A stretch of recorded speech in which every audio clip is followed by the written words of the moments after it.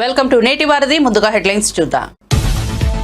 రంగారెడ్డి జిల్లా ప్రొద్దుటూరులో ప్రపంచ స్థాయి ఎకో ఫ్రెండ్లీ ఎక్స్పీరియం పార్క్. ప్రపంచ స్థాయి ప్రమాణాలతో ఏకంగా 150 ఎకరాల్లో ఈ పార్క్ ఏర్పాటు. ఈ కార్యక్రమంలో పాల్గొన్న చిరంజీవి, ప్రభుత్వ విప్ మహేందర్ రెడ్డి, మంత్రి జూపల్లి కృష్ణారావు. సియుబిఎస్ సభ్యులుగా ఉంటేనే నామినేటెడ్ పదవులు ఇస్తామన్న CM Chandrababu. CM Chandrababu teleconference. TDP నేతలు, మంత్రులు, ఎమ్మెల్యేలు, ఎంపీలకు దిశానిర్దేశం. ఏ స్థాయి వాళ్లైనా సియుబిఎస్ లో సభ్యులుగా ఉండాలని స్పష్టీకరణ. నల్గొండ జిల్లా కేంద్రంలో బీఆర్ఎస్ పార్టీ నిర్వహించిన మహాధర్నాలో పాల్గొన్న కేటీఆర్. ధాన్యం దిగుబడుల్లో తెలంగాణ భారతదేశానికి కేసీఆర్ నెంబర్ 1 చేశారని వెల్లడి. రైతు బంధు ఆగిపోతుందని చెప్పిన మాట నిజమైందన్న బీఆర్ఎస్ వర్కింగ్ ప్రెసిడెంట్. రేవంత్ రెడ్డిపై నార్సింగ్ పోలీస్ స్టేషన్ లో ఆర్ఎస్ ప్రవీణ్ కుమార్ ఫిర్యాదు. ఫార్ములా ఈ రేస్ కేసులో రేవంత్ రెడ్డిని అనాలోచిత చర్యలన్న ఆర్ఎస్పీ.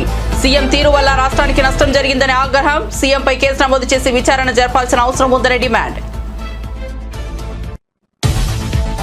అండర్-19 మహిళల వరల్డ్ కప్. తెలుగు అమ్మాయి త్రిష వరల్డ్ రికార్డ్. మలేషియాలో అండర్-19 మహిళల T20 వరల్డ్ కప్ 59 బంతుల్లో 110 పరుగులు చేసిన త్రిష అండర్-19 వరల్డ్ కప్ చరిత్రలో తొలి సెంచరీ సాధించిన బ్యాటర్గా రికార్డ్. ఇక వార్త వివరాల్లోకి వెళ్తే, టీడీపీ ముఖ్య నాయకులు, ఎమ్మెల్యేలు, ఎంపీలు, మంత్రులు, పార్టీ ఇన్ఛార్జీలతో సీఎం చంద్రబాబు నాయుడు టెలికాన్ఫరెన్స్ నిర్వహించారు. ప్రభుత్వ కార్యక్రమాలు, పార్టీ వ్యవహారాలు, నేతల పనితీరు వంటి అంశాలపై కీలక సమీక్ష చేపట్టారు. సియుబిఎస్ లో సభ్యులుగా ఉంటేనే నామినేటెడ్ పదవులకు సిఫారసులు చేయాలని నేతలకు స్పష్టమైన సూచన చేశారు. సియుబిఎస్ అంటే క్లస్టర్, యూనిట్, బూత్ సెక్షన్ అని వివరించారు. వీటిలో సభ్యులుగా ఉన్న వారికే ప్రాధాన్యత అని స్పష్టం చేశారు. రంగారెడ్డి జిల్లా ప్రొద్దుటూరులో ప్రపంచ స్థాయి ఎకో ఫ్రెండ్లీ ఎక్స్పీరియం పార్క్ ను సీఎం రేవంత్ రెడ్డి ప్రారంభించారు. ఈ కార్యక్రమంలో మంత్రి జూపల్లి కృష్ణారావు, ప్రముఖ సినీ నటుడు చిరంజీవి, ప్రభుత్వ విప్ మహేందర్ రెడ్డి తదితరులు పాల్గొన్నారు. ప్రపంచ స్థాయి ప్రమాణాలలో 150 ఎకరాల్లో ఈ పార్కును తీర్చిదిద్దారు. దీనిలో 25,000 జాతుల మొక్కలు ఉన్నాయి. 85 దేశాల నుంచి దిగుమతులు చేసుకున్న అరుదైన వృక్షాలు, చెట్లు ఉన్నాయి. ఎక్స్పీరియం పార్కులో 1,00,000 నుంచి 3.5 కోట్ల విలువ చేసే అరుదైన వృక్షాలను అందుబాటులో ఉంచారు. ఇప్పటికే పలు వృక్షాలను సినీ, రాజకీయ, వ్యాపార ప్రముఖులు కొనుగోలు చేశారు.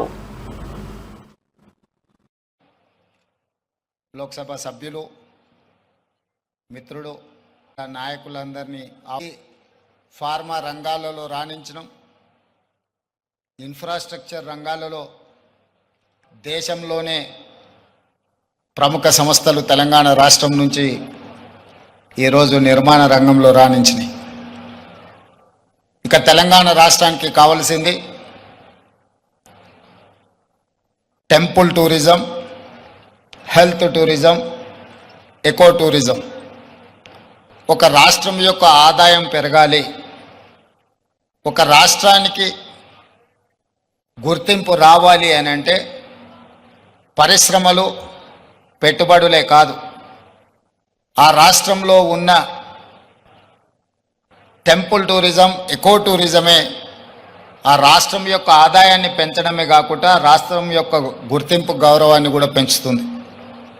ఈరోజు మనకు సంబంధించిన మిత్రులు కావచ్చు, బంధువులు కావచ్చు, చాలామంది వాళ్ళ పిల్లల పెళ్ళిళ్ళు చేయాలన్నా, శుభ కార్యక్రమాలు ఏమైనా చేయాలి అని అంటే మన ప్రాంతం కాకుండా రాజస్థాన్కో లేకపోతే ఇతర దేశాల్లోకి వెళ్ళి అక్కడ కార్యక్రమాలు చేసుకుంటున్నారు.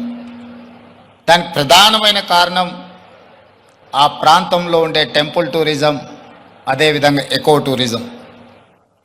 వీటితో పాటు ఎవరిని కదిలిచ్చినా మన వాళ్ళని బెంగళూరు జిందాల్లో జాయిన్ అయినని కొంతకాలము అని చెప్పి చెప్తూ ఉంటారు.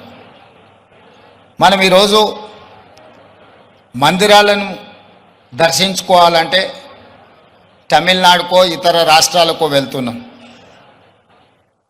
ఫారెస్ట్లో ప్రకృతి సహజ వనరులను చూడాలి అంటే మధ్యప్రదేశో లేకపోతే ఇతర రాష్ట్రాలకు వెళ్తున్నాం. అదేవిధంగా హెల్త్ టూరిజం విషయంలో కూడా మనం ఎక్కడెక్కడికో వెళ్ళాల్సిన పరిస్థితి. కానీ అన్ని సహజ వనరులు ఉన్న తెలంగాణ రాష్ట్రంలో ఇప్పటి వరకు ప్రభుత్వాల దృష్టి ఈ హెల్త్ టూరిజం మీద, ఎకో టూరిజం మీద, టెంపుల్ టూరిజం మీద ఫోకస్ లేకపోవడం వల్ల అద్భుతమైన ఆలయాలు ఉన్న తెలంగాణ రాష్ట్రం, అది 1000 స్తంభాల గుడి కావచ్చు, యునెస్కో గుర్తింపు పొందిన రామప్ప మందిరం కావచ్చు, లేకపోతే శ్రీశైలం కావచ్చు, రాజన్న వేములవాడ రాజన్న మందిరం కావచ్చు, ఇట్లాంటి మంత్రి కోమిటిరెడ్డి వెంకటరెడ్డిపై బీఆర్ఎస్ వర్కింగ్ ప్రెసిడెంట్ మాజీ మంత్రి కేటీఆర్ తీవ్రస్థాయిలో విరుచుకుపడ్డారు. నల్గొండ జిల్లా కేంద్రంలో బీఆర్ఎస్ పార్టీ నిర్వహించిన మహాధర్నాలో ఆయన పాల్గొన్నారు. ఈ సందర్భంగా మాట్లాడుతూ నల్గొండలో బీఆర్ఎస్ జోష్ చూస్తుంటే సంతోషంగా ఉందని చెప్పారు. తాము నల్గొండలో నిర్మించిన ఐటీ టవర్ కల తప్పిందని, ధాన్యం దిగుబడుల్లో తెలంగాణ భారతదేశానికే కేసీఆర్ నెంబర్ 1 చేశారని అన్నారు. ప్రతి ఇంచుకి సాగునీరిచ్చారు కేసీఆర్ అని గుర్తు చేశారు. రేవంత్ రెడ్డి భరోసా ఇస్తామని అన్నారని, కానీ అధికారంలోకి వచ్చిన తరువాత మాట తప్పారని కేటీఆర్ ఫైర్ అయ్యారు. రైతులను నిలువునా మోసం చేశారని మండిపడ్డారు. కాంగ్రెస్ అధికారంలోకి వస్తే రైతు బంధు ఆగిపోతుందని చెప్పామని, తాము చెప్పినట్లే జరిగిందన్నారు. చూడు నల్లగొండ గుండె నిండా ఫ్లోరైడ్ బండ అంటూ ఇక్కడ కాళ్ళు చేతులు నడుమంకర పోయిన లక్షలాది మంది గురించి కూడా కేసీఆర్ గారే రాసింది కదా అని చెప్పి నిరంజన్ రెడ్డి గారు వెంటనే అందుకున్నారు. ఇవాళ కొంతమంది తెలిసి తెలియని మూర్ఖులు, తెలిసి కూడా తెలియకుండా అజ్ఞానంతో మాట్లాడుతున్న వాళ్ళకు ఒక మాట చెప్పాల్సిన అవసరం ఉంది. మొన్న అసెంబ్లీలో ఒక మంత్రి గారు అడుగుతాడు, ఏం చేసిండు కేసీఆర్ నల్లగొండకని అడిగిండు. నేను గుర్తు చేస్తా ఉన్నా ఆ మంత్రి గారికి, నల్లగొండ జిల్లా ముద్దు బిడ్డలందరికీ, ఇక్కడికి వచ్చిన రైతు బిడ్డలందరికీ ఏం చేసిండు తెలంగాణను కేసీఆర్ అంటే, భారతదేశంలోనే పంజాబ్ను హర్యానాను తలదన్ని వరి పండించే విషయంలో భారతదేశంలోనే తెలంగాణను నెంబర్ 1 చేసిండు కేసీఆర్. తెలంగాణ భారతదేశానికి నెంబర్ 1 అయితే మొత్తం తెలంగాణలో నల్లగొండ జిల్లా వరిధాన్యం ఉత్పత్తిలో నెంబర్ 1 చేసిండు కేసీఆర్ అనే మాట గుర్తు చేస్తా ఉన్నా. ఎట్లా చేసిండు మరి? ఎట్లా చేసిండు అంటే, ఎన్నడూ కూడా మీ టైలెండ్ గ్రామాలకు ఆ ఎస్ఆర్ఎస్పి స్టేజ్ 2 కింద ఉన్న తుంగతుర్తి కావచ్చు, కోదాడ కావచ్చు, సూర్యాపేట కావచ్చు, ఎన్నడూ నీళ్లు వచ్చేది కాదు. అదేవిధంగా ఎన్ఎస్పి కింద కూడా ఎన్నడూ టైలెండ్ గ్రామాలకు నీళ్ళు ఇచ్చే పరిస్థితి లేదు.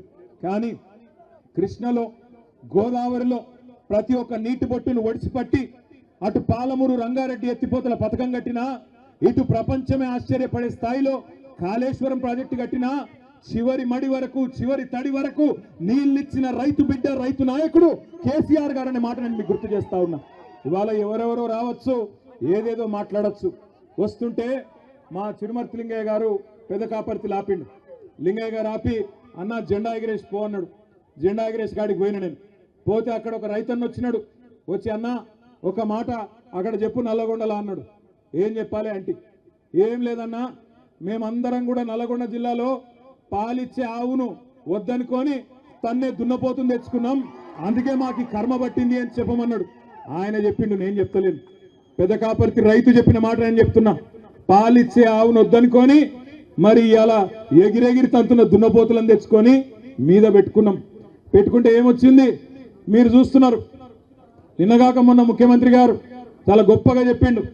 ఏమన్నాడు? 26 జనవరి రాత్రికే 12 గంటలకే టకీ టకీ ఏమని పడతాయి అన్నాడు. పడ్డా టకీ టకీమని?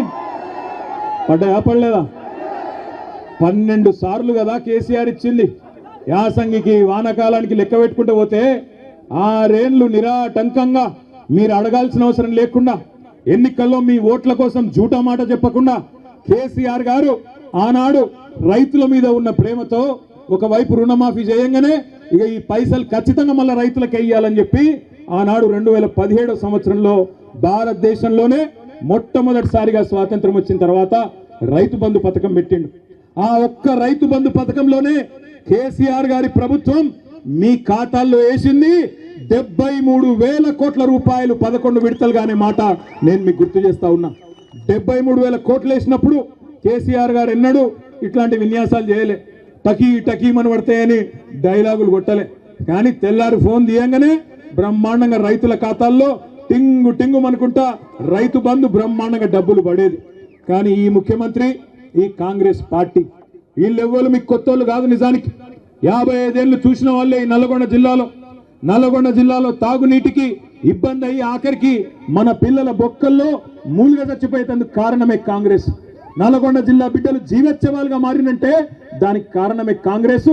నల్లగొండ రైతులు అవస్థపడ్డారంటే దానికి కారణమే కాంగ్రెస్.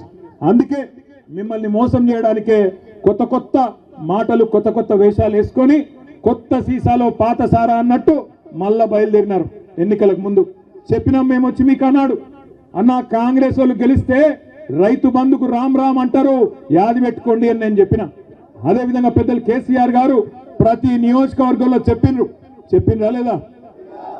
ఇవాళ రైతు బంధు సంవత్సరం దాటిపోయింది, 14 నెలలైంది, రూపాయి ఇయ్యలేదు.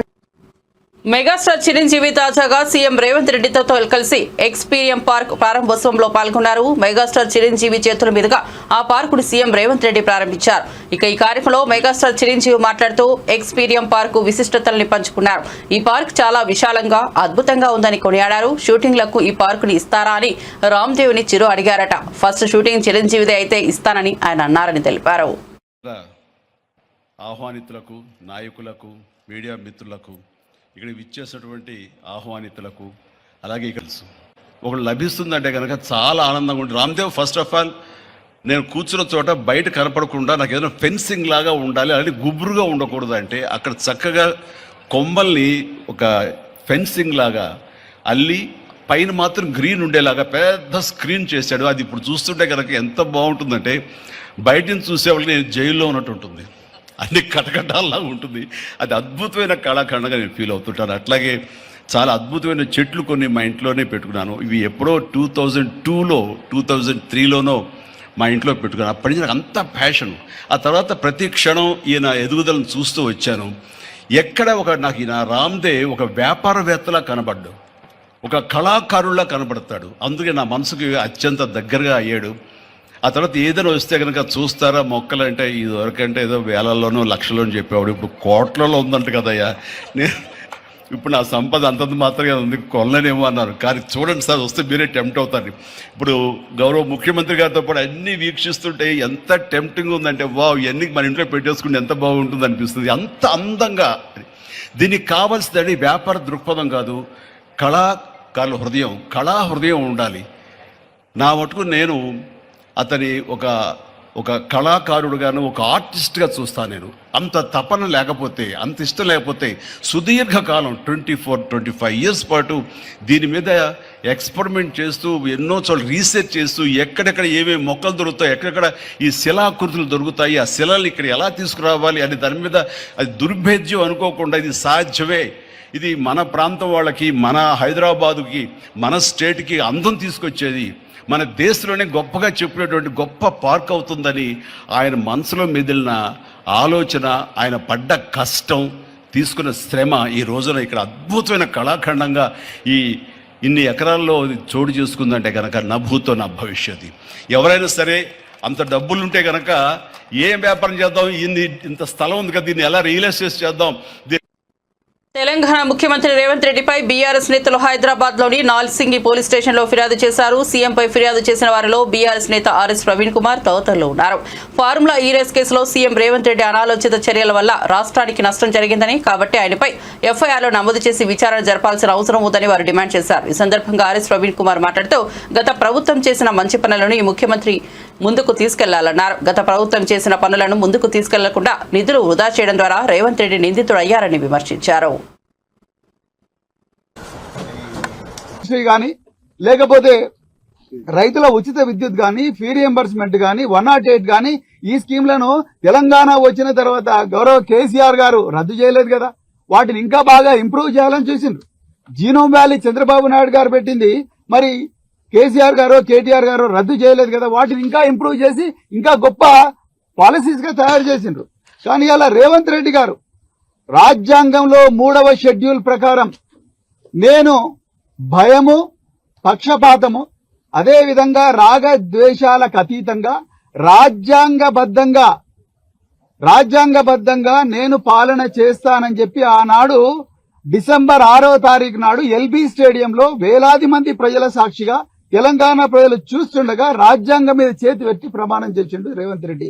షెడ్యూల్ 3 రాజ్యాంగంలో ఉన్నది. అది రాగద్వేషాలు అంటే అనురాగం అంతా కూడా ఆయన తమ్ముడు. నిన్న కాక మొన్న తిరుపతి రెడ్డి నా తమ్ముడు, ఆయన తిరుగుతాడు, ఓపెన్ తిరుగుతాడు, ఆయన తిరిగితే తప్పే ఉన్నదని ఆయన సొంత తమ్ముడు రాజ్యాంగేతర కార్యక్రమాలు లగచెర్లలో రైతుల మీద దౌర్జన్యాలు చేస్తుంటూ కూడా వెనుకేసుకొస్తున్నాడు. అమెరికా పోయి వాళ్ళ బంధువులకు కంపెనీలలో పెట్టుబడులు పెట్టేటట్టుగా చూసిండు. ఇక్కడ వచ్చి అమృత్ రెండర్స్ లో మళ్ళీ వాళ్ళ బంధువులకే ఇస్తున్నాడు. అంటే అదే విధంగా రాఘవ కన్స్ట్రక్షన్స్, ఆయన కేబినెట్ లో ఉండే పొంగులేటి శ్రీనివాసరెడ్డి కొడుకే రాఘవ కన్స్ట్రక్షన్స్ లో డైరెక్టర్, వాళ్ళ భార్య ఇంకొక డైరెక్టర్. మరి వాళ్ళ కంపెనీలకే మళ్ళీ కొడంగల్ నారాయణపేట లిఫ్ట్ ఇరిగేషన్ టెండర్లు ఇచ్చిండు. మరి ఇక్కడ రాజ్యాంగంలో ఏం చెప్పినావు? డిసెంబర్ 6వ తారీఖు నాడు మలేషియా రాజధాని కౌలాలంపూర్ లో జరుగుతున్న అండర్-19 మహిళల టీ20 వరల్డ్ కప్ లో టీమిండియా జోరు కొనసాగుతోంది. స్కాట్లాండ్ తో మ్యాచ్ లో టీమిండియా 20 ఓవర్లలో 1 వికెట్ నష్టానికి 208 పరుగుల భారీ స్కోర్ నమోదు చేసింది. తెలుగమ్మాయి గొంగడి త్రిష మెరుపు సెంచరీతో వరల్డ్ రికార్డు సృష్టించింది. Trisha T20 under-19 world cup చరిత్రలోనే తొలి సెంచరీ సాధించిన బ్యాటర్ గా నిలిచింది. తెలంగాణలోని భద్రాచలంకు చెందిన త్రిష నేటి మ్యాచ్ లో 53 బంతుల్లో సెంచరీ సాధించింది.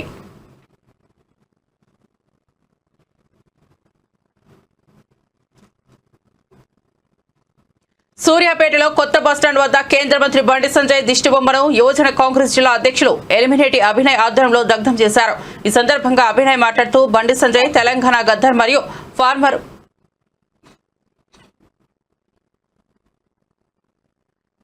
ప్రైమ్ మినిస్టర్ ఇందిరాగాంధీపై అనుచిత వ్యాఖ్యలు చేసినందుకు ఆయనను ఉద్దేశించి విమర్శలు చేశారు. ఆయన వ్యాఖ్యలు జాతీయ సంస్కృతిని మరింత హానికరంగా చేశాయని అన్నారు. బండి సంజయ్ వెంటనే తన వ్యాఖ్యలను వెనక్కి తీసుకోవాలని డిమాండ్ చేశారు. మన కాంగ్రెస్ రాష్ట్ర ప్రభుత్వం గతంలో ఏదైతే ఉన్నదో అలాగే కొనసాగిస్తుంది. ఇవాళ మీరు ఇందిరమ్మ ఫోటో పెట్టొద్దనడానికి మీరెవరు? తెలంగాణ ఉద్యమం నడిచినప్పుడు ఎక్కడున్నారు మీరు? కరీంనగర్లో ఎక్కడో ఏదో ఒకటి చేసుకుంటూ ఉన్నారు, కానీ అది సరికాదు. ఇందిరమ్మ ఇండ్లు, ఇందిరమ్మ భరోసా అన్ని ఇందిరమ్మ ఫోటో పెట్టే జరుగుతుంది. ఇదొక వారి మాటలు మేము తీవ్రంగా యూత్ కాంగ్రెస్ తరఫు నుంచి ఖండిస్తున్నాము. అలాగే గద్దర్ గారి గురించి మాట్లాడే హక్కు మీకు లేదు. ఏదైతే పొడుస్తున్న పొద్దు తెలంగాణమా అని చెప్పి ఏదైతే తెలంగాణ ఉద్యమం నడుస్తుందో ఆ రోజులలో యువతకు బాగా స్ఫూర్తినిచ్చింది. వారి పాటతోటే యువతకు బాగా చేయూతగా నడుస్తూ ఆ రోజు యువతను మొత్తం తెలంగాణ ఉద్యమంలో నడిపేయడానికి చాలా కీలకంగా వారి పాట స్ఫూర్తిగా ఉన్నదని చెప్పి తెలియజేసుకుంటున్నాను. అలాగే రజాకారులని పరిగెత్తించి ఆ రోజులు వారిని ఎదుర్కొన్న విషయంలో కూడా గద్దర్ గారు కీలక పాత్ర పోషించారు. వారి మరణం కూడా చివరి దాకా తెలంగాణ ఉద్యమం నడపడానికి వారి చివరి శ్వాస వరకు వాళ్ళు ఉద్యమంలో పాల్గొనడం జరిగింది. అలాగే వారి కుటుంబానికి మీరు ఖచ్చితంగా క్షమాపణ చెప్పి తీరాలి. లేదంటే మా యూత్ కాంగ్రెస్ తరఫు నుంచి మిమ్మల్ని వదిలిపెట్టేది లేదు. మీ కరీంనగర్ రావడానికి కూడా మా యూత్ కాంగ్రెస్ తరఫు నుంచి ఖచ్చితంగా వచ్చి మీ ఇంటి పైన ఖచ్చితంగా మీరు ఖచ్చితంగా క్షమాపణలు చెప్పాలని కోరుకుంటూ నాకు ఈ యొక్క అవకాశం. सूरज चांद रहेगा, इंदिरा जी का नाम रहेगा. ఈ భూమి మీద సూర్యచంద్రుడు ఉన్నంత వరకు ఇందిరా రాజు గారి పేర్లు చిరస్మరణీయం. బీజేపీ ప్రభుత్వం, ముఖ్యంగా బీజేపీ నాయకుడు బండి సంజయ్ ఇందిరాగాంధీజీ పట్ల అనుచిత వ్యాఖ్యలు చేసినందుకు, గద్దర్ గారిపై అనుచిత వ్యాఖ్యలు చేసిన నిరసనగా నేడు మా మిత్రులు యువజన కాంగ్రెస్ పట్ల భద్రాచలం శ్రీ సీతారామచంద్రస్వామిని ఎమ్మెల్సీ కోదండ మరియు ఆయన భార్య దర్శించుకున్నారు. దేవస్థానం సిబ్బంది ఆలయ మర్యాదలతో స్వాగతం పలుకుతూ దంపతులకు ప్రత్యేక పూజలు నిర్వహించారు. కోదండరాం దంపతులు పూజలో పాల్గొని స్వామివారి ఆశీస్సులు అందుకున్నట్లు తెలిపారు.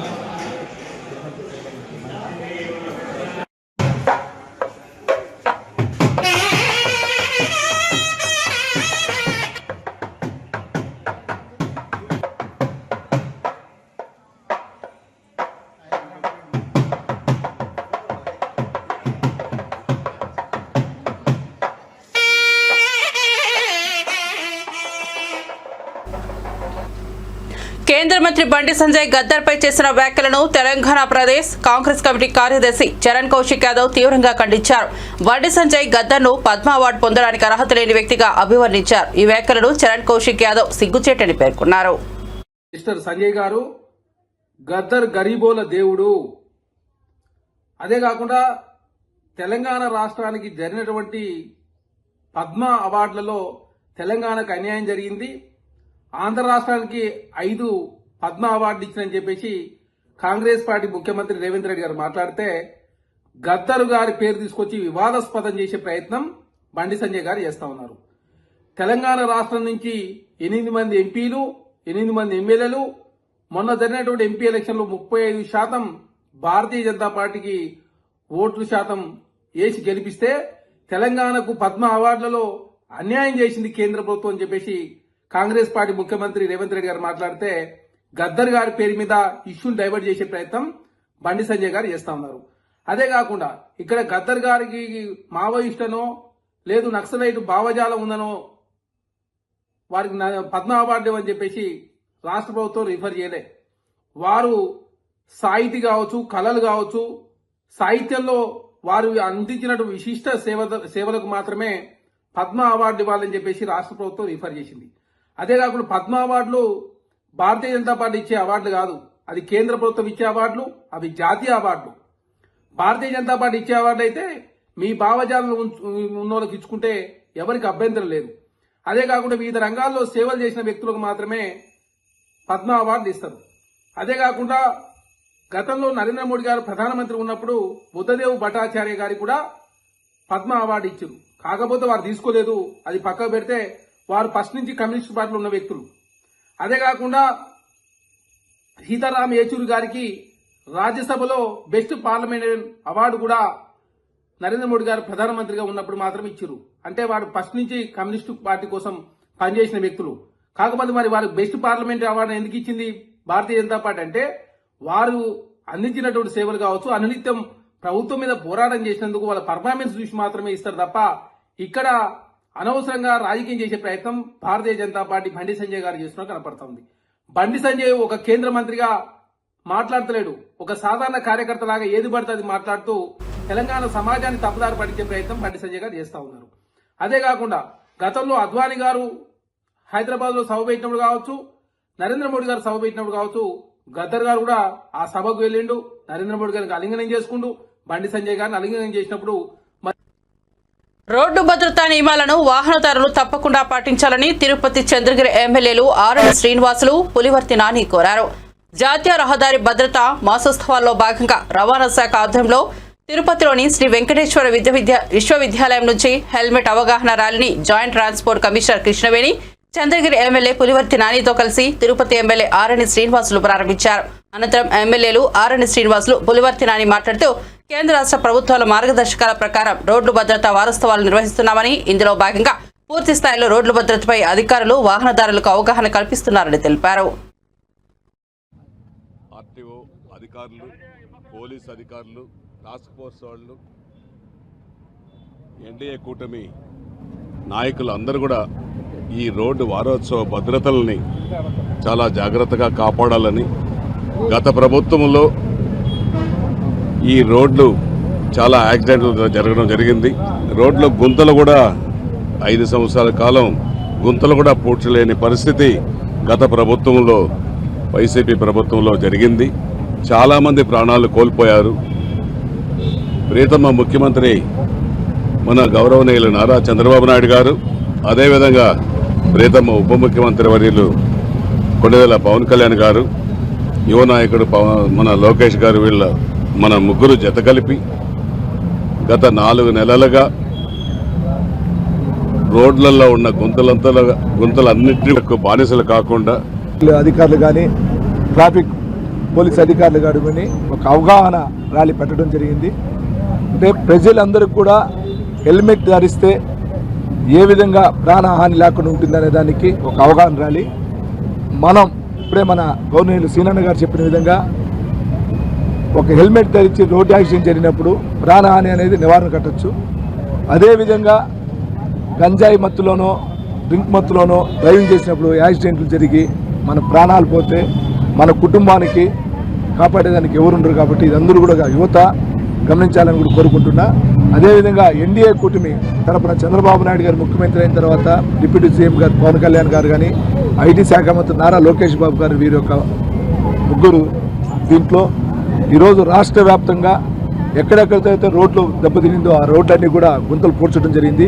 అది కాకుండా ఎన్ఆర్జీఎస్ తరపున కూడా పల్లెటూరులో ఉన్న చోట ప్రతి చోట కూడా సీసీ రోడ్లు వేసి ఆ సీసీ రోడ్ల ద్వారా కూడా ఎక్కడ కానీ అసౌకర్యం లేకుండా, యాక్సిడెంట్ లేకుండా కూడా ఈరోజు జరుగుతూ ఉంది. చంద్ర నియోజకవర్గంలో కూడా సుమారు ఈరోజు 60 కోట్లకి ఎన్ఆర్జీఎస్ తరపున, అదేవిధంగా 2,70,00,000 రూపాయలు ఆర్ఎన్బి తరపున కూడా జరిగింది. అదేవిధంగా తిరుపతిలో కూడా మున్సిపాలిటీలో కూడా సీనన్న గారి నాయకత్వంలో మొత్తం జరుగుతూ ఉంది. ఈ 6 నెలల్లో ఈ రహదారుల పైన జరిగే యాక్సిడెంట్ నివారణ కట్టేదానికి చంద్రబాబు నాయుడు గారు ఎన్డీఏ కూటమిలో ఏ విధంగా జరుగుతుంది దీనికి నిరసన తెలియజేసుకుంటూ మీ ద్వారా ప్రజలందరికీ కానీ, చంద్రగిరి కానీ, తిరుపతి నియోజకవర్గం ప్రజలకందరికీ పేరు పేరున విన్నపం. చిలుకూరు బాలాజీ ఆలయ ప్రధాన అర్చకుడు శ్రీ శ్రీఎస్ రంగరాజన్ కుంభమేళానికి వెళ్లే భక్తులకు ఎయిర్లైన్ దోపిడీపై ఫిర్యాదు చేశారు. భక్తులు ఎయిర్లైన్ సంస్థల నుంచి అనవసరమైన ధరలు, సేవల లోపం వంటి సమస్యలను ఎదుర్కొంటున్నారని ఆయన తెలిపారు. ఈ సందర్భంగా భక్తులు తమ ప్రయాణాలను సురక్షితంగా, సౌకర్యవంతంగా చేయడానికి ఎయిర్లైన్ సంస్థలపై ఫిర్యాదు చేయాలని ఆయన సూచించారు. We have a prayer on behalf of all the devotees and from Chilkur Balaji. This is the nation which is Sanatana Dharma is the basis for this nation. In this nation, Maha Kumbh Mela is happening once in 144 years. It is a unique event. Lot of people might not be alive for the next Kumbh Mela. When such a Kumbh Mela is happening, everybody wants to go and take the bath in the Triveni Sangama. There are a lot of different ways of reaching Prayagraj. Some people are hiring their own vehicle, their own buses, their own trains they are booking. But unfortunately, the airline industry is trying to, extortion it is doing. 50,000 rupees, 60,000 rupees flight ticket one way. Utter nonsense. When our country gives Hajj pilgrimage subsidy, why are you allowing this DGCA people? Why are you allowing the airlines to charge such exorbitant fare? From here, we are requesting the airlines to regulate your upper fare and asking the government of India to force them to refund whatever amount they have charged beyond a particular limit. You put 10,000 or 15,000 is okay, but not 50,000 and all. This is not the place to extort money. It is a pilgrimage, a lifelong experience, one time Kumbh Mela start. I request the Honorable Prime Minister and Honorable Minister for Civil Aviation, Rammohan Naidu Garu, who is also a devotee, to please step in immediately. Sarve Janas Sukhino Bhavantu. How many people are supporting my request? Please raise your hand. Bolo Chilkur Balaji Bhagwan ki Bharat Mata ki Jai Shri Ram. Tirumala శ్రీవారిని ప్రముఖ గాయని సునీత దర్శించుకున్నారు. VIP ప్రారంభ విరామ దర్శన సమయంలో స్వామివారి సేవలో ఆమె పాల్గొన్నారు. టీటీడీ అధికారులు ఆమెకు స్వాగతం పలికి దర్శన ఏర్పాట్లు చేశారు. అనంతరం గర్భాలయంలో స్వామివారిని దర్శించుకుని మొక్కులు చెల్లించుకున్నారు. దర్శనం అనంతరం రంగనాయకుల మండపంలో పండితులు ఆశీర్వచనం చేసి స్వామివారి తీర్థ ప్రసాదాలను ఆమెకు అందజేశారు.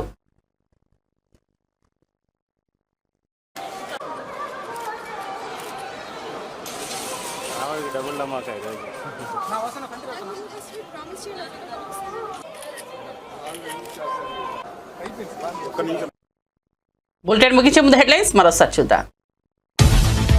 రంగారెడ్డి జిల్లా పొద్దుటూరులో ప్రపంచ స్థాయి ఎకో ఫ్రెండ్లీ ఎక్స్పీరియం పార్క్ ప్రపంచ స్థాయి ప్రమాణాలతో ఏకంగా 150 ఎకరాల్లో ఈ పార్క్ ఏర్పాటు. ఈ కార్యక్రమంలో పాల్గొన్న చిరంజీవి, ప్రభుత్వ మహేందర్ రెడ్డి, మంత్రి జూపల్లి కృష్ణారావు.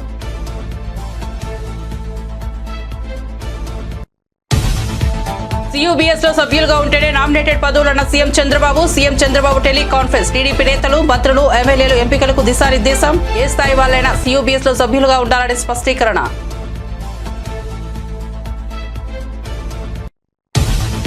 నల్గొండ నల్గొండ జిల్లా కేంద్రంలో బీఆర్ఎస్ పార్టీ నిర్వహించిన మహాధర్నాలో పాల్గొన్న కేటీఆర్ ధాన్యం దిగుబడిలో తెలంగాణ భారతదేశానికి కేసీఆర్ నంబర్ 1 చేశారని వెల్లడి. రైతు బంధు ఆగిపోతుందని చెప్పిన మాట నిజమైందన్న బీఆర్ఎస్ వర్కింగ్ ప్రెసిడెంట్. రేవంత్ రెడ్డిపై నార్సింగ్ పోలీస్ స్టేషన్ లో ఆర్ఎస్ ప్రవీణ్ కుమార్ ఫిర్యాదు. ఫార్ములా ఈరేస్ కేసులో రేవంత్ రెడ్డి అనాలోచిత చర్యలో ఉన్న ఆర్ఎస్పీ. సీఎం తీరు వల్ల రాష్ట్రానికి నష్టం జరిగిందని ఆగ్రహం. సీఎంపై కేసు నమోదు చేసి విచారణ జరపాల్సిన అవసరం ఉందని డిమాండ్.